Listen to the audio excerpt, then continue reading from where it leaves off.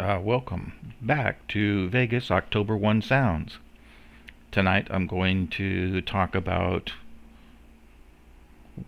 recording of sounds when there's two sources of sounds and how we can take those recordings of the sounds, in this case I'm going to have three of them for two sources, and use them in a waveform plot by aligning them to discover which source of sound a particular portion of the waveform is. So the scenario is this.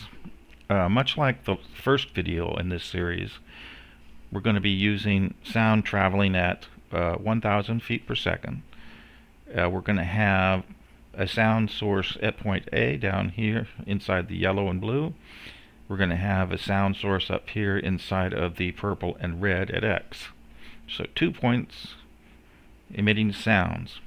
I'm going to have, in this scenario, each of them emit 4 pulses with a separation between pulses of 0.1 seconds, and they're both going to do it at precisely the same time. That is, the first wave will leave X and A at precisely the same time. The second wave won't leave at the same time, blah blah blah.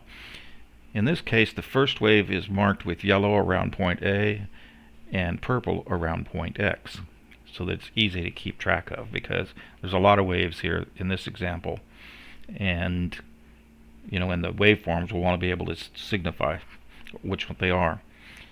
So in this case we keep the original separation between point A and B that we had in video 1 in this series of 1,000 feet.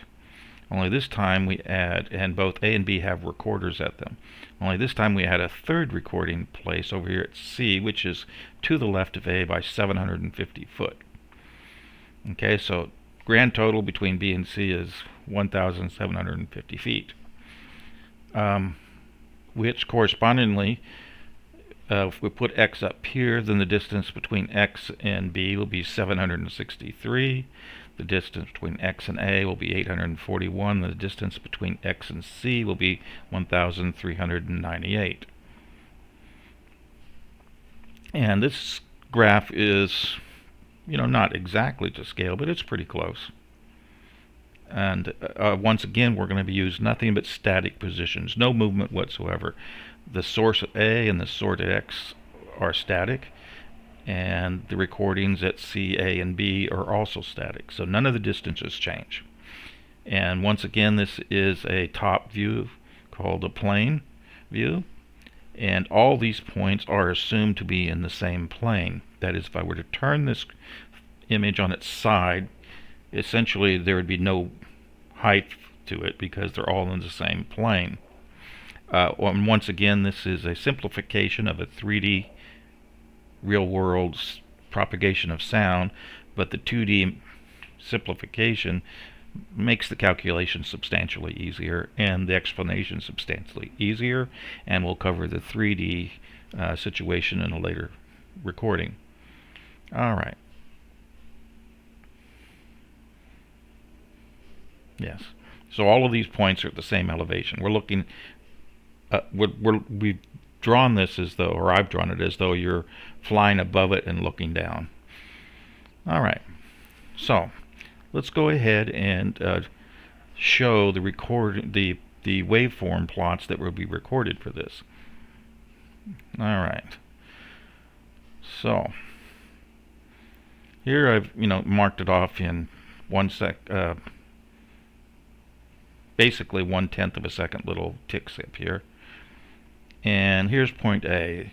This is where the first sound source is located, and it emits 4 pulses, each at 1/10. Well, I'm a little off in my drawing there, but what the heck.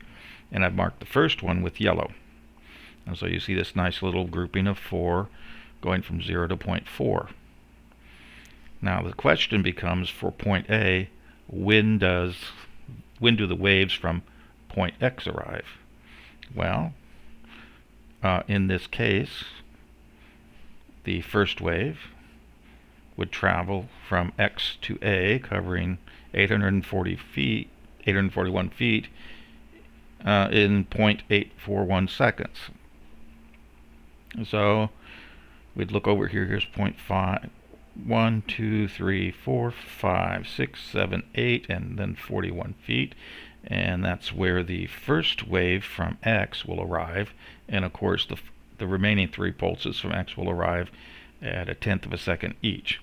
So here we see the first wave marked with purple from point X, the first wave from point A marked with yellow, subsequent waves here black, subsequent waves from X are red. And I colored them so that we can graphically keep track of them. Makes things just a whole lot easier.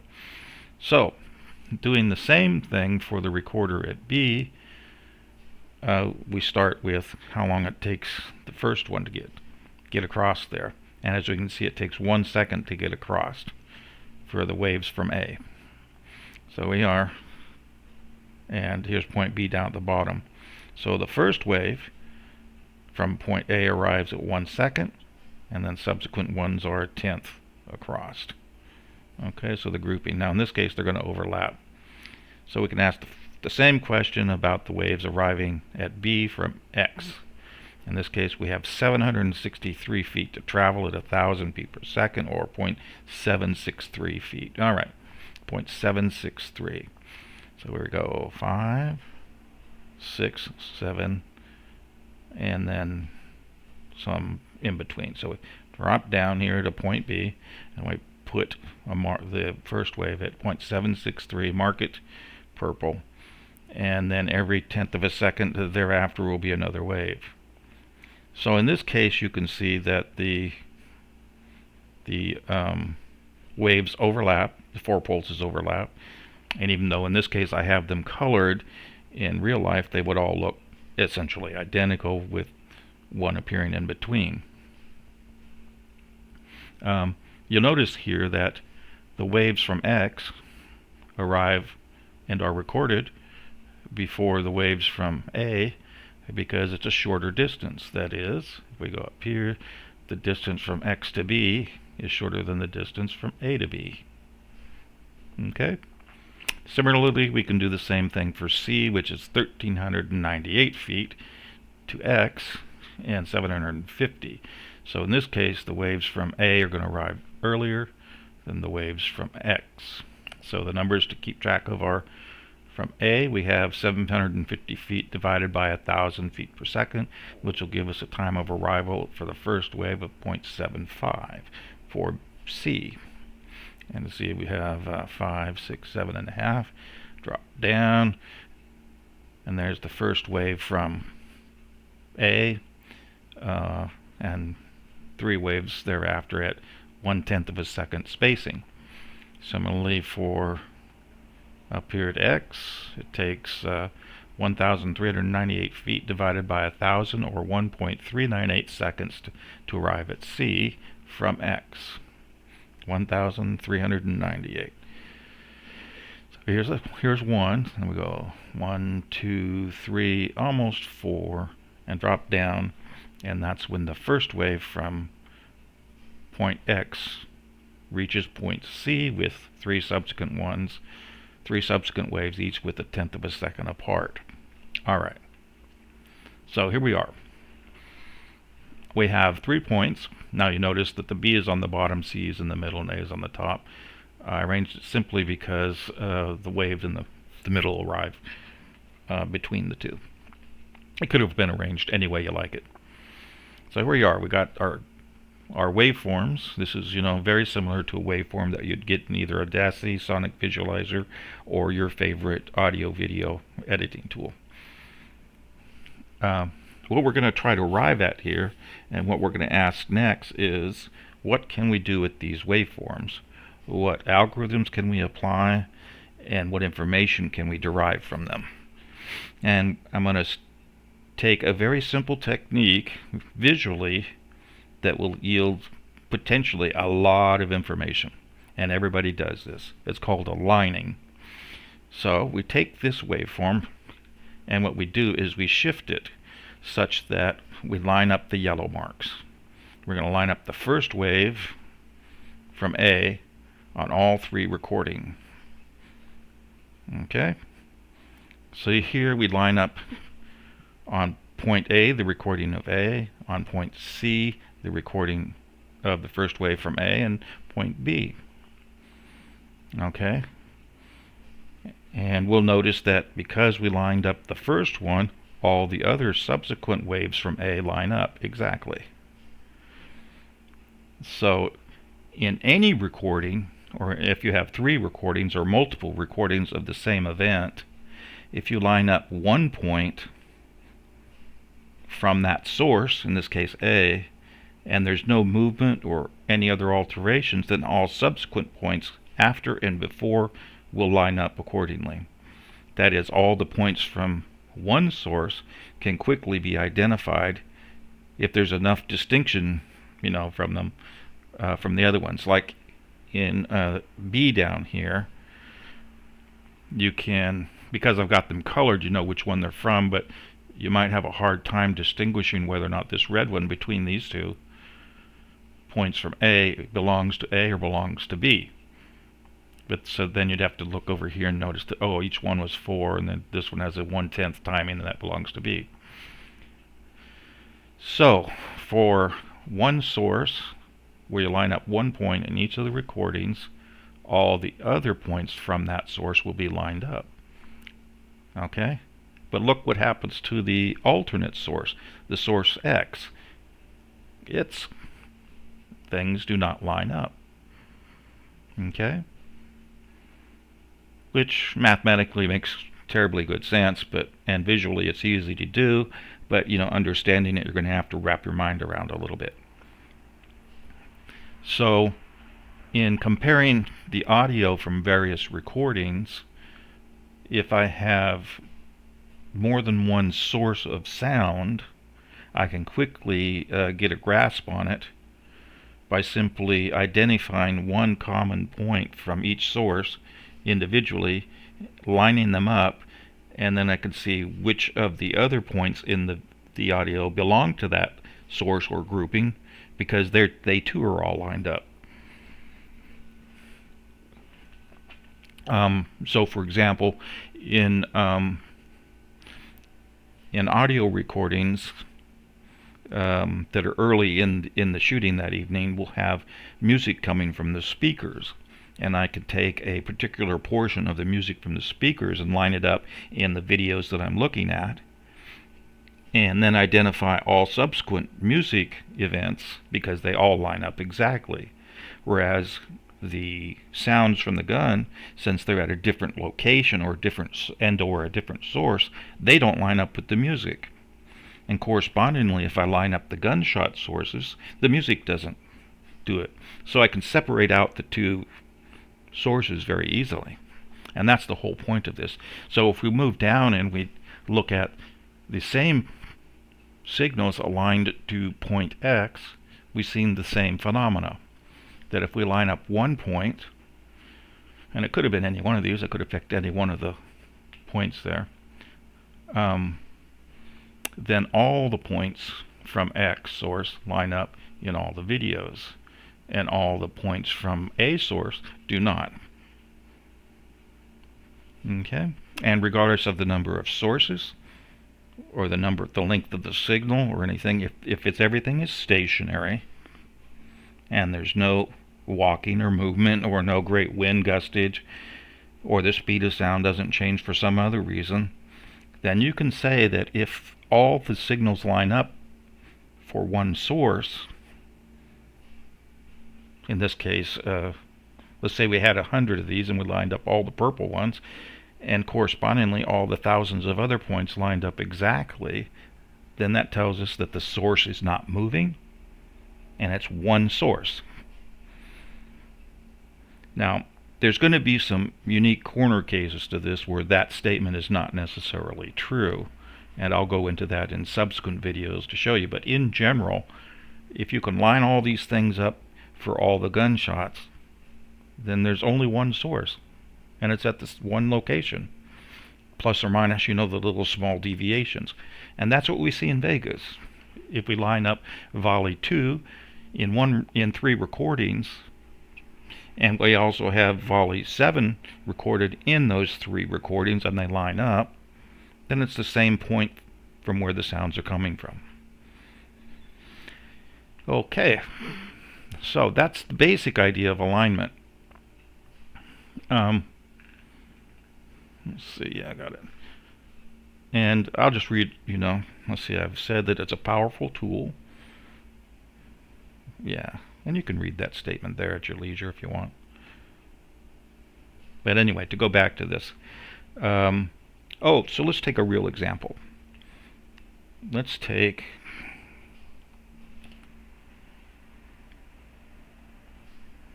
here we have a plot of exactly that thing. I took, in this case, we got 1, 2, 3, 4, 5, 6 videos, and I plotted each occurrence of a muzzle blast. Now this doesn't work for sonic or for the supersonic cracks, because they don't all come from one sources. They come from multitudes of sources all along the bullet path. So you can't use this same technique. But for the muzzle blast, they'll all come from, certainly for one volley, they'll all come from the same location and whatnot. So in this case we have these sources, and I marked each muzzle arrival time, plotted it out here, and you can see that generally speaking, once in this case I lined up the first muzzle blast from each of them, it produced a very good alignment for the rest of them. Now you'll see some slight modifications here, and here's a big one down here, which if we go look, we'll see that in this case each of these gaps is about 1/10 of a second, and that's why I used 1/10 of a second in my examples. You'll see here that these don't line up, and in fact you'll see that they're shifted for a region here, and then they stay shifted, stay shifted, stay shifted, stay shifted. Well, they stay shifted, but over here they weren't as much. So for this light green one, there's probably, let's see, 1/10 of a tenth. I would say that's about 20 milliseconds different between this light green and the dark green. So if we look down here on our chart, the light green is the taxi, and 7, the dark green, is Oasis. Oasis is a static location, so the time between these is not going to be affected by motion because there is no motion. Whereas the taxi, Corey Langdon, is driving, and if we look closely, we can probably even tell what she's doing here. So for the early parts of Volley 7, there's not much movement at all for the first 19 shots, and then something happens near the 20th which causes it to be varying a little bit. If we zoom in we can see it better. See a little bit of variance, and then that same little variance holds, and the variance got a little bigger, and then it really got bigger here. So in this case you can see that she's moving a little bit. You can't say how fast, because unlike our primitive examples, the Corey Langdon is at a 3-dimensional angle to the shooter, so her movement doesn't account, the full value of her movement isn't applied directly to the change in distance.